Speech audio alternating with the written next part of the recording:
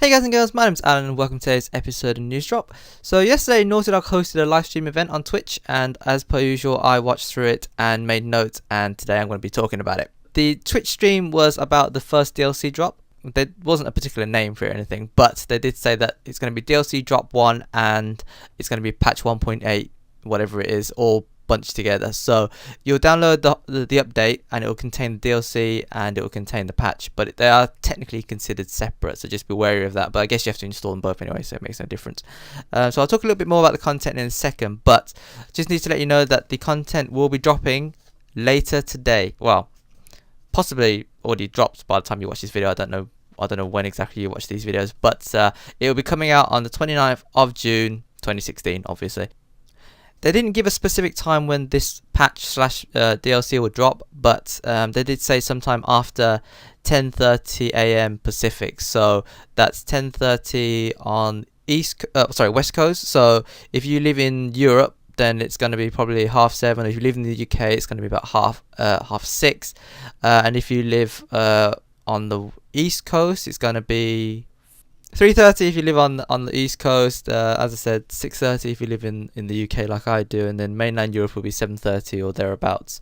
Sorry, I don't know the rest of the time zones in the world, so I can't give you any more details. But it's, as I said, it's 10:30 onwards from Pacific time, so which is West Coast America.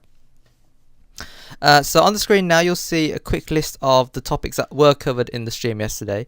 So as you can see straight away, there will be leveling, there will be levels, and I'll talk a bit more about that in a second. There's one new map, again, talk about that in a second. There's several new weapons, actually. I was quite surprised. I only thought there was a couple, but there's actually quite a few. So I'm looking forward to talking about that in a second.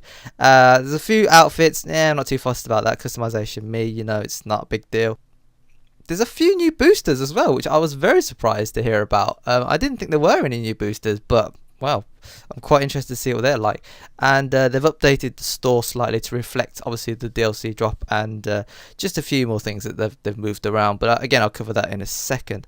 So I've done this so that you can skip forward to the relevant sections if you don't want to obviously watch the things that I'm talking about. Well, I say watch. I'm going to put in a few screens from the stream, as you can see at the moment. There'll just be a few screenshots, and I'll talk about those screenshots as we go along. There's no actual... Well, there was some footage, but I don't want to re-upload that because A, the quality was not very good, and B, it's always hard to see what a map's going to play like until you play it yourself, right? So, and anyway, I'll be doing a map walkthrough of that anyway, so obviously you'll be able to see footage of that when I do that walkthrough if you haven't yet played the DLC for yourself. Okay, so moving on.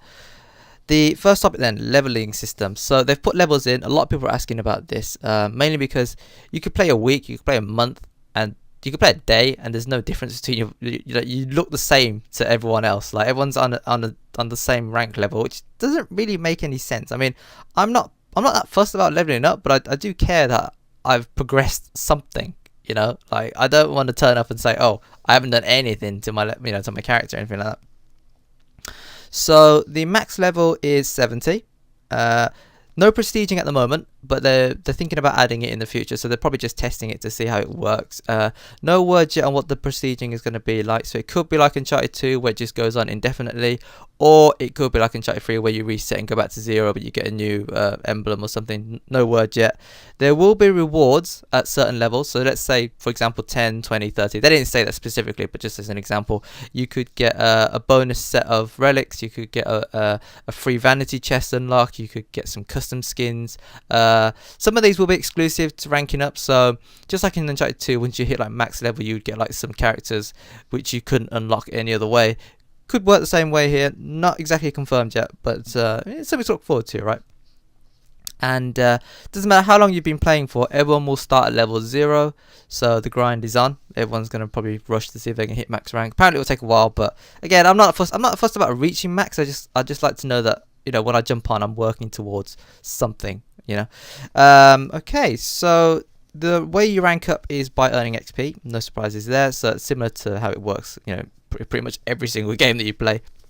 Yeah, so obviously, you get XP for killing, you get XP for playing the objective, you get bonus XP for completing the match, just stuff like that. It's nothing, it's nothing groundbreaking, but it is there for everyone to enjoy now.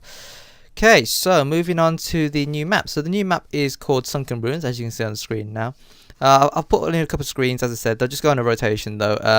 As I said, it's hard to judge a map until you play it for yourself, but you get an idea of what it's like. So to me, it looks like there's sort of good long sight lines in areas, but there's also some CQC sections as well. There's some rope swings to get across the map quite quickly. Not too sure how useful they're going to be yet because they're quite exposed. They're literally in the center of the map and they're really exposed. There's a few indoor sections, there's quite a lot of outdoor sections, and there's sort of a river running through the map. It's called Sunken Ruins, so you can imagine there's water. And these water routes allow you to quickly escape, or I guess to flank enemies, to sneak upon them, that sort of thing. So yeah, wait and see how that plans out. It's based off the single player mission. I won't mention it because it might be spoilers, but if you played the single player campaign, which you should have done because it is a really good campaign, you'll probably recognize the sections it's taken from. So yeah, that's it for the map. Moving on to the new weapons then. So new weapons include 1 assault rifle, 1 SMG, 2 new pistols, and 1 heavy weapon. So the AR, the new assault rifle, is called the Arrowhead A3C, and it's got a scope, but it doesn't ADS into the scope automatically. So you can just ADS with a crosshair, and then you can zoom into the scope. So it's a bit like the Copperhead, but without forced ADS into the scope. Apparently the rate of fire is a little bit slower. Damage is medium. It's got a clip of about 40, I think I saw, so that was quite decent. So I'm looking forward to trying it out. I do like the Copperhead, but the forced scope in CQC is not good at all. I'd much rather it wasn't scoped at all, but then obviously that'd be kind of OP then, because everyone would use it, right? The new SMG submachine gun is the P90, an absolute classic in the FPS genre. Just in case you're not familiar with what the P90 is, the P90 is a compact submachine gun and it has a clip size of 50. That's right, 50. So you can spray and pray to your heart's content. From what I saw on the screen, it looked like there was a high rate of fire but kind of low accuracy. This guy was shooting this dude from like 5 meters away and his shots were going all over the place. I don't know whether that's because he was terrible or because the weapon has a lot of recoil. But with a high rate of fire and a large clip, you'd expect there to be some sort of balancing with that. So it's possible, and I imagine it's not particularly strong either. Next weapon is the new pistol, well, one of the new pistols, and it's called the Augur 40, well, Augur .40. Looks kind of like a 9mm Beretta. I was thinking it could be a replacement for the 92FS, which featured in Uncharted 2, but from what they described of it and from what I saw of it, it looks like there's a slow rate of fire and a medium-sized clip, so it's not exactly a 92FS, which had a great rate of fire, and the clip size was pretty decent as well.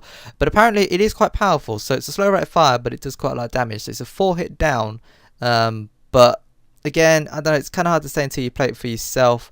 And I don't know whether the people using it were just tapping it slowly or actually using it at the highest rate of fire. If they were using it at the high rate of fire, it looked kind of slow, and I don't really like slow secondaries because it's there to back you up, right?